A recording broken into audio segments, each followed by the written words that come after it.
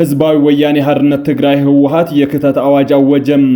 ለጦርነት ሙሉ ዝግጅት አድርገናል፣ ህዝቡ ይከተለን የህወሓት አዋጅ ነው። እጅግ አደገኛ እንቅስቃሴ ከመቀሌ ተጀምሯል። ልዩ ሚስጥራዊ መረጃ ደርሶናል፣ በዝርዝር ይቀርባል። ተወዳዳሪ ተቃዋሚ ፓርቲዎችና ምርጫ ቦርድ ተፋጠዋል። ፓርቲዎቹ ቦርዱን ሲወቅሱ ቦርዱ ወቀሳውን አስተባብሏል።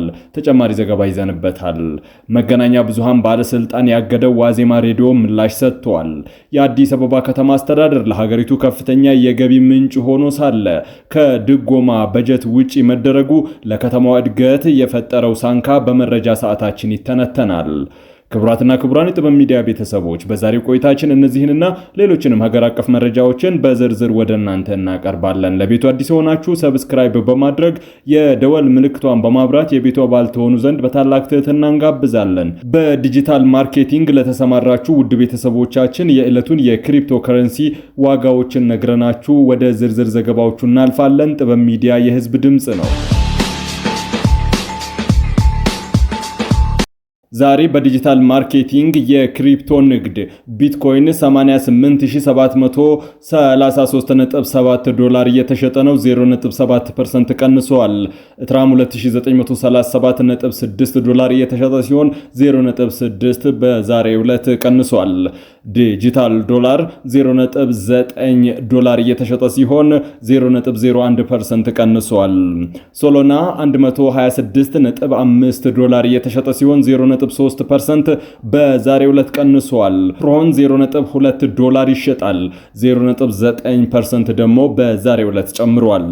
ዶግ ኮይን 0.1 ዶላር የሚሸጥ ሲሆን 0.05% ቀንሷል። ቢትኮይን ካሽ 585.6 ዶላር ይሸጣል፣ 1.7% በዛሬው ዕለት ቀንሷል። ዋዜማ ሬዲዮ በኢትዮጵያ ያለውን የሥራ ፍቃድ እንዲመልስ መደረጉ እንዳሳዘነው ገለጸ። የኢትዮጵያ መገናኛ ብዙሃን ባለስልጣን ዋዜማ ሬዲዮ በኢትዮጵያ ያለውን የሥራ ፍቃድ እንዲመልስ መደረጉን ማስታወቁን ተከትሎ እርምጃው በማንኛውም መመዘኛ ትክክል ነው ብለን አናምንም ብለዋል። አሳዝኖናል ሲልም ጣቢያው ትላንት ባወጣው መግለጫ ገልጿል። የኢትዮጵያ መገናኛ ብዙሃን ባለስልጣን ጥር 16 2018 ዋዜማ ሚዲያ ወይም ዋዜማ ሬዲዮን በተመለከተ ያወጣውን መግለጫ ተከትሎ ጣቢያው መግለጫ አውጥቷል። ባለስልጣኑ ሐሙስ ዕለት ፈቃዳችን እንድንመልስ ባዘዘን መሰረት ይህንኑ አድርገናል። መግለጫው የተሰጠው ይህንን ባደረግን በሰዓታት ውስጥ ነው ብሏል። ሚዲያው ባወጣው መግለጫ እርምጃው በማንኛውም መመዘኛ ትክክል ነው ብለን አናምንም፣ አሳዝኖናል ያለ ሲሆን አያይዞም ዝርዝሩን በሚገባ አጢነን አስፈላጊውንና ጠቃሚ ከሆነ ተጨማሪ ማብራሪያ እንሰጣለን፣ ሌሎች ህጋዊ አማራጮችን እንከተላለን ሲል ጠቁመዋል። ዋዜማ ሬዲዮ የአገርን ጥቅም አደጋ ላይ ጥሏል፣ እንዲሁም የጋዜጠኝነት ስነ ምግባርን አላከበረም በሚል ከኢትዮጵያ መገናኛ ብዙሃን ለቀረበበት ውንጀላም እነዚህን ክሶች የኢትዮጵያ ሚዲያ ለሚከታተሉ ተደራሲያን፣ ታዛቢዎችና ባለሙያዎች የህሊና ፍርድ ትተነዋል ሲል ምላሽ ሰጥቷል። ሚዲያው ይህንን ያለው የኢትዮጵያ መገናኛ ብዙሃን ባለስልጣን ዋዜማ ሬዲዮ በመባል የሚታወቀውን ዋዜማ ሚዲያ የኢትዮጵያን ህገ መንግስትና የመገናኛ ብዙሃን አዋጅ እንዲሁም መመሪያዎችን የሙያ ስነ ምግባርን አክብሮ ለመስራት ፈቃደኛ ባለመሆኑ የሥራ ፈቃድና ዕውቅናውን ተመላሽ አድርጓል ሲል ትላንት ባወጣው መግለጫ መሰረት ነው። ባለስልጣኑ ባወጣው መግለጫ አድርግ ያለው ባለው ክትትል እንዲሁም ከዜጎች በተሰጠ አስተያየትና ጥቆማ መሰረት የሚዲያው ዘገባዎች የሀገራችንን ብሔራዊ ጥቅም የሚጻረሩ፣ ሚዛናዊነት የሚጎድላቸው፣ የፌዴራልና የክልል መንግስታት አስተያየትና ምላሽ ያልተካተተባቸው፣ ሁከት ቀስቃሽ እንዲሁም የሙያ ስነ ምግባርን የጣሰም የአንድ ወገን ዘገባ ብቻ የተንጸባረቀበት ሆኖ ተገኝቷልም ብሏል። ይህንን መሰረት በማድረግ ባለስልጣን ዋዜማ ሚዲያ ተደጋጋሚ የእርምት ግብረ መልስ ሲሰጠው የቆየ መሆኑን ያስታወሰው መግለጫው ሆኖም የተሰጠውን አስተያየትና ማስተካከያ እርምጃ መቀበል ባለመፍቀዱ የሥራ ፈቃዱ ተመላሽ እንዲያደርግ ተወስኗል። ይህም ተግባራዊ ሆኗልም ብሏል። በዚህም ዋዜማ ሚዲያ የሀገርን ጥቅም አደጋ ላይ የሚጥሉ የጋዜጠኝነት ስነ ምግባርን መሰረት ያላደረጉ እንዲሁም በአዋጅና መመሪያ ያልተፈቀዱ ተደጋጋሚ ጥሰቶችን መተላለፉን ተከትሎ የኢትዮጵያ መገናኛ ብዙሃን ባለስልጣን ሲያደርገው የነበረውን ድጋፍ ከዚህ በኋላ ለማቋረጥ ተገዷል ሲል መግለጫ አውጥቷል። የሪፖርተር ጋዜጣ 30ኛ ዓመቱን ሲያከብር አዲሱን የሚዲያ ህንጻውን አስመርቋል። በኢትዮጵያ ነጻ ፕሬስ ታሪክ ውስጥ ጉልህ ስፍራ የሚሰጠው ሪፖርተር ሚዲያና ኮሚኒኬሽን ሴንተር 30ኛ ዓመት የምስረታ ክብረ በዓሉን አክብሯል።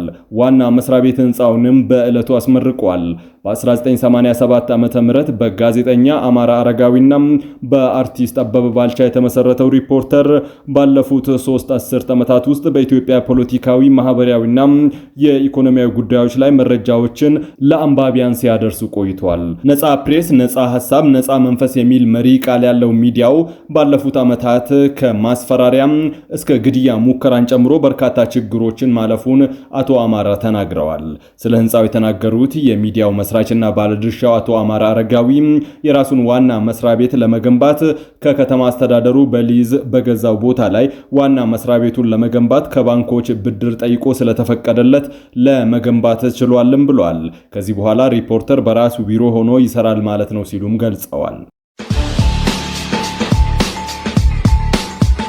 የአዲስ አበባ ከተማ አስተዳደር ለሀገሪቱ ትልቁ የገቢ ቋት ሆኖ ሳለ ከፌደራል መንግስት የበጀት ድጎማ ውጪ መደረጉ ከተማዋ በፍጥነት እያደገ ላለው ህዝብ መሰረታዊ አገልግሎቶችን ለማቅረብ ለምታደርገው ጥረት እንቅፋት ሊሆን እንደሚችል የተባበሩት መንግስታት ድርጅት አስጠንቅቋል። በ3 የተባበሩት መንግስታት ድርጅት ኤጀንሲዎች ተዘጋጅቶ የቀረበው ሪፖርት እንዳመላከተው አዲስ አበባ እንደ ናይሮቢ፣ ኪጋሊና ሉካሳ ካሉ የአፍሪካ ከተማዎች በላቀ ሀብት በማሰባሰብ ረገድ ስኬታማ ነች። ነገር ግን በገቢ አሰባሰብና በበጀት ድልድል ረገድ ያላትን የራስ ገዝነት አጠያቂ ደረጃ ላይ ይገኛልም ብሏል። የፌደራል መንግስት ለዚህ ዓመት 415 ቢሊዮን ብር ለክልሎች ድጎማ ቢመድብም አዲስ አበባና ድሬዳዋ የቻርተር ከተሞች በመሆናቸው ከዚህ በጀት ድልድል ውጪ ሆነዋል። ከተማዋ እንደ አውሮፓውያን ዘመን አቆጣጠር በ2024 እና 25 ያገኘችው ድጎማ 5.4 ቢሊዮን ብር ብቻ ሲሆን ይህም ከጠቅላላ ድጎማ በጀት ጋር ሲነጻጸር እዚህ ግባ የሚባል አይደለም። ከተማዋ ለፌደራል መንግስት በግብርና በታክስ ከፍተኛ ገቢ ቢሰበስብም ተመጣጣኝ ድርሻ አለማግኘቷ የፋይናንስ አቅሟን እየፈተነው እንደሆነ ነው ጥናቱ ያመላከተው። ከተማዋ እንደ አውሮፓውያን ዘመን አቆጣጠር በ2023 ወደ 108 ቢሊዮን ብር ገቢ ብትሰበስብም የዕዳ ክፍያ ወጪዋ ከፍተኛ ሁኔታ ጨምሯል። 29 ቢሊዮን ብር መድረሱም ነው የተገለጸው። ከንቲባ አዳነች አቤቤ በጉባኤ ላይ እንደገለጹት ከተማዋ የራሷን ወጪ እስከ 70 በመቶ በራሷ ገቢ ለመሸፈን ስትራቴጂካዊ እቅድ ቀርጻለች። ይህ አዲስ አበባን እየቀየረ ያለው የኮሪደር ልማት ፕሮጀክት ለመስራትም እንዳገዛት ተናግሯል። በጥናቱ ምክረ ሐሳብ ሪፖርቱ እንደ መፍትሄ ያስቀመጠው አዲስ አበባ የሀገሪቱ የኢኮኖሚና የፖለቲካ ማዕከል እንደመሆኗ በብሔራዊ የገቢ ክፍፍል ቀመር ውስጥ እንድትካተትና ህገ መንግስታዊ ወይም የህግ ማሻሻያዎች ተደርገው ፊስካል አቅሟ እንዲጠናከር፣ በተጨማሪም የግብር አሰባሰብ ስርዓቱ ዘመናዊና ዲጂታል እንዲሆን መክሯል። ህብር የኢትዮጵያ ዴሞክራሲያዊ ፓርቲ፣ ህብር ኢትዮጵያ፣ መላው የኢትዮጵያ አንድነት ድርጅት መኢአድ፣ ባልደራስ ለእውነተኛ ዴሞክራሲያዊ ፓርቲ ባልደራስ፣ ትብብር ለኢትዮጵያ አንድነት፣ ለኢትዮጵያ አማራ ጊዮን ንቅናቄ፣ የኢትዮጵያ ህዝባዊ አብዮታዊ ፓርቲ ኢሃፓ፣ የኢትዮጵያ ሶሻሊስት ዲሞክራሲያዊ ፓርቲ ሶዴኤፓ፣ የወላይታ ብሔራዊ ንቅናቄ ወብን ላወጡት መግለጫ ምርጫ ቦርድ ምላሽ ሰጠ። በዚህ በጋራ መግለጫቸው የሀገሪቱ አቅም ባልፈቀደበትና እንደ ሀገር ግንዛቤ በሌለበት ቴክኖሎጂ አሰራር ለመስፈርትነት መጠቀሙ አግባብነት የለውም ብለዋል። አካል ጉዳተኞች ከሁለት ሆስፒታሎች ማስረጃ እንዲያቀርቡ ግዴታ መጠየቁ የሀገሪቱን ገጠራማ አካባቢዎች ያላገናዘበና ሆስፒታሎች በሌሉበት ማስረጃ መጠየቅ የአካል ጉዳተኞች ነባራዊ ሁኔታ የሚዳሰስና የሚታይ ሆኖ ሳለ ማስረጃ መጠየቁ በራሱ ትክክል አይደለም ሲሉ ተቃውመዋል። 8ቱ ፓርቲዎች ያወጡትን መግለጫ መነሻ በማድረግ ለቀረበለት ጥያቄ ቦርዱ ምላሽ ሰጥቷል። በምርጫ ቦርድ የ7ኛው ጠቅላላ ምርጫ የተፎካካሪ ፓርቲዎች የግል እጩ መሪ የሆኑት ቀነኒ አንሳርሞም እንደገለጹት ቦርዱ በአጠቃላይ በሚካሄደው 7ኛው ጠቅላላ ምርጫ ግልጽ፣ ፍትሃዊ፣ ተአማኒነትን ለማረጋገጥና በቴክኖሎጂ የታገዘ አሰራርን ለመዘርጋት ወስኖ የተለያዩ ቅድመ ሁኔታዎችን እየሰራ እንደሚገኝም ተናግረዋል። በዚህ ጉዳይ ላይ ለተፎካካሪ ፓርቲዎች አስቀድሞ የመረጃና የግንዛቤ ማስጨበጫ ስራዎች ቦርዱ ሲሰጥ ቆይተዋል ያሉት ኃላፊው አሁንም ቦርዱ የተሰጠው ኃላፊነት የትኛውም ተፎካካሪ ፓርቲ በእኩልነት ማገልገል ስለሆነ በ7545 ነፃ የአጭር ስልክ ቁጥር በመደወል ድጋፍ መጠየቅ ይችላሉ ሲል ምላሽ ሰጥቷል።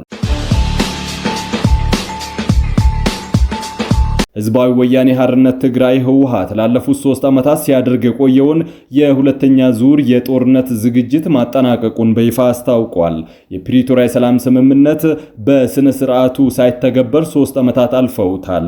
ስምምነቱ በሙሉ ተተግብሮ ክልሉ ወደ ዘላቂ ሰላም የመሸጋገር እድሉ እየከሰመ ይገኛል። ለጦርነት ተዘጋጅተን ጨርሰናል። የህወሓት ቃል አቀባይ መግለጫ ነው። የህወሓት የጦርነት ቃል አቀባይ ገብረ ጻዲቅ ሌላ ጦርነት ቀርቧል ሲሉ ለወይን ሚዲያ ተናግረዋል። የህወሓት ትዕግስት ገደብ አለው፣ ወታደራዊ ኃይሉም በተጠንቀቅ ላይ ነው ብለዋል። ከ4 ዓመታት በፊት ህወሓት ሰሜን እዝን ማጥቃቱን ተከትሎ ህወሓት ጦርነቱን እንዳልከፈተ በወቅቱ ሲያስተባብል እንደነበረ ይታወሳል።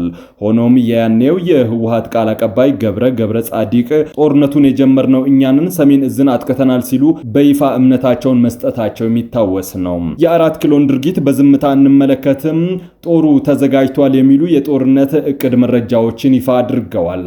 ትግራይ በፌዴራል መንግስት ውስጥ ያላትን ወሳኝ ሚና አታም በዝምታ አትቀጥልም ያሉ ሲሆን በህወሓትና በፌዴራሉ መንግስት መካከል የተፈጠረው ውጥረት ወደ ለየለት ጦርነት ሊያመራ የሚችልበት እድል መቃረቡን ነው የተናገሩት።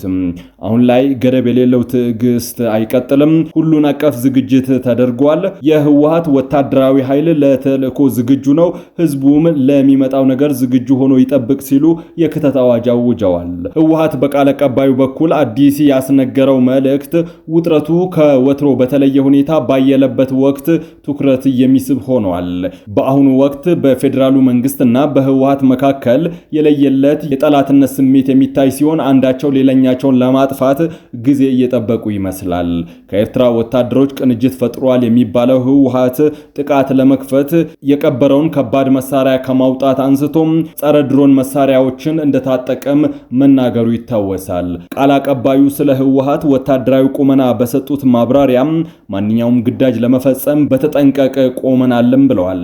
ቃል አቀባዩ በህወሓት ወታደራዊ ኃይል ላይ የሚሰነዘሩ የስም ማጥፋት ዘመቻዎች ትግራይን በማዳከም ላይ የተመሰረቱ ናቸው ሲሉ ክስ አሰምተው እንከላከል የሚል ጥሪም አቅርበዋል። ህወሓት በዲሞክራሲ ስም ይንጸባረቃል ያለውን ከልክ ያለፈ ተቃውሞ መቆም አለበት ብሎ እንደሚያምን ገልጸው በዲሞክራሲ ስም የሚቃወሙ ሰዎችን አንታገስም ሲሉ ከሰሞኑ የተጀመረው የኃይል እርምጃ ተጠናክሮ እንደሚቀጥል ፍንጭ ሰጥተዋል። የህወሓት ወታደራዊ ኃይል ከሰሞኑ በመስመር ልዩነት ተቃውሞ ያነሱትን ብርጋዴር ጀነራል ጉሽ ገብሬን ማሰሩ ይታወሳል። የቀድሞ የህወሓት አክቲቪስት በተመሳሳይ ተቃውሞ በማሰማቱ መታሰሩ ይታወቃል። ክቡራትና ክቡራን ለሰዓቱ የመራረጥናቸው ዘገባዎቻችን በዚህ አብቅተዋል። ለቤቱ አዲስ የሆናችሁ ሰብስክራይብ በማድረግ የደወል ምልክቷን በማብራት የቤቱ አባል ትሆኑ ዘንድ በታላቅ ትህትና ጋብዘን ተሰናበትን። ሰላም።